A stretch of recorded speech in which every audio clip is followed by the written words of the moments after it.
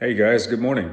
So I just finished Paul Johnson's biography on Winston Churchill. It's just called Churchill. I checked this book out from the library on base a few days ago, and I just started reading it last night, and I finished it this morning. It is a short read. I mean, it's only about 170 some odd pages before you get to the index. Actually, 160 something pages. The book, it's a very good book. It's a very good biography. I enjoyed it. I always enjoyed Paul Johnson's writings. I even have his book here on the history of the American people. I also read his book on intellectuals. I want to get more books from Paul Johnson as well. He's a very clear and straightforward writer. I mean, he doesn't really dance around the issues, and he knows the topics that he wants to talk about, and he addresses them with a very clear and concise style of his.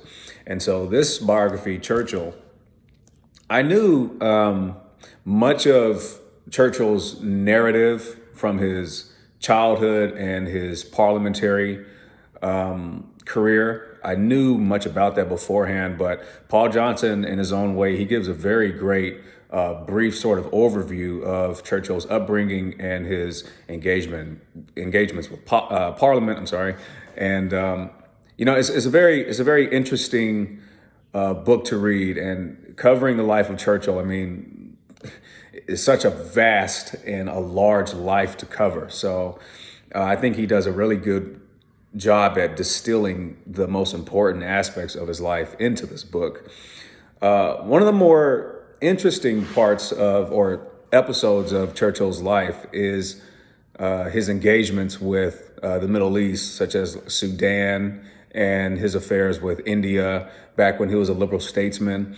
That's an area of Churchill's life which I really want to delve more into, and also his involvement in the wars in the 1890s, the River War and the Boer War, which I have his book on the River War upstairs. I want to read that. He's just a magnificent figure in the 20th century. I mean, and this book is dedicated to showing how he was one of those sole and predominant figures that have led Britain to successful military victories against Germany. And he was one of the ones who was like a voice crying in the wilderness, telling people that, hey, you have to be being on the lookout for Germany's rearmaments and the encroaching of the Soviet Union and their communist rule under Stalin. I mean, he was aware of all these things. And so he was, there's even a chapter dedicated in here that Paul Johnson refers to him as the unregarded prophet.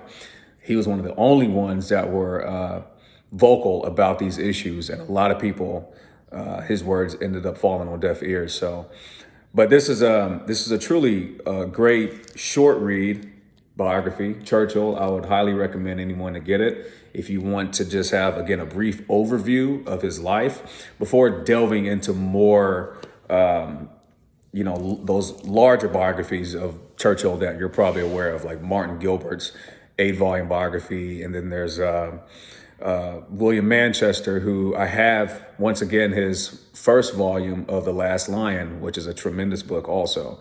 But the life of Churchill, I mean, spanning over 90 years, born in 1875 or born in 1874, died in 1965, just a tremendous life of output and activity and energy. And that's also what I got from Paul Johnson's book. This was a man who was energized. I mean, just the output of Churchill's life, whether it's his dealings in politics or he's dealing with painting as a pastime, recreational hobby of his.